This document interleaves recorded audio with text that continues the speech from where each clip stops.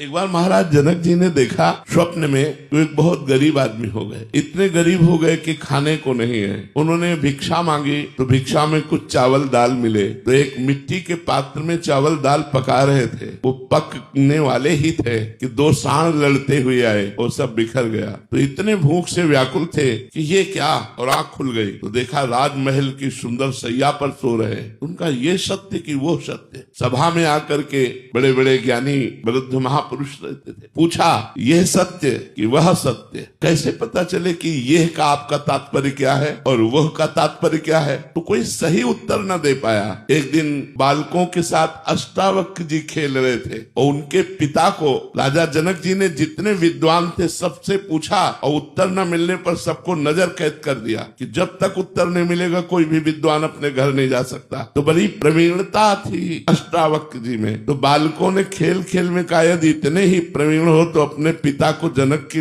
नजर कैद से छुड़वा लो। तो माँ के पास गए और उनका आज तक आपने बताया नहीं कि हमारे पिता जनक की नजर कैद में है, मैं अभी जाता हूँ। तो उनका बेटा पति तो गए ही और तुम भी, हमारे पास कौन रह जाएगा? उन्होंने कहा माँ मैं समस्त विद्वानों को एक क्षण में छुड़वा दूंगा। अष्टावक्र जी गए तो सभा में जी ही पहुंचे तो अष्ट जगह से टेढ़े थे तो चाल तो बड़ी, तो सब हंस पड़े। तो उन्होंने जाते ही कहा जनक की सभा में हमने सुना था ज्ञानी है, लेकिन यहाँ तो हमें कोई ज्ञानी दिखाई नहीं दे रहा। तो जनक जी ने कहा आप सभा को ऐसे कैसे संबोधन कर सकते हैं कि यहाँ कोई ज्ञानी नहीं? बोले आप लोग पहले हमें बताओ हंसे क्यों? बोले आपको 8 जगह से टेढ़ा देखकर। तो बोले आत्मा को देखने वाला ज्ञानी और शरीर और हड्डियों को देखने वाला ज्ञानी। बोल जनक तेरा प्रश्न क्या है? अष्टावक्र जी गुरु हैं जनक जी के। जनक जी ने कहा ये सत्य कि वो सत्य? तो सीधे एक शब्द में उत्तर दिया, ना ये सत्य और ना वो सत्य। जो जागृत है वो तुम्हारी स्वप्न अवस्था में असत्य हो गया और जब जागृत में आए तो स्वप्न अवस्था असत्य हो गई। इसलिए न जागृत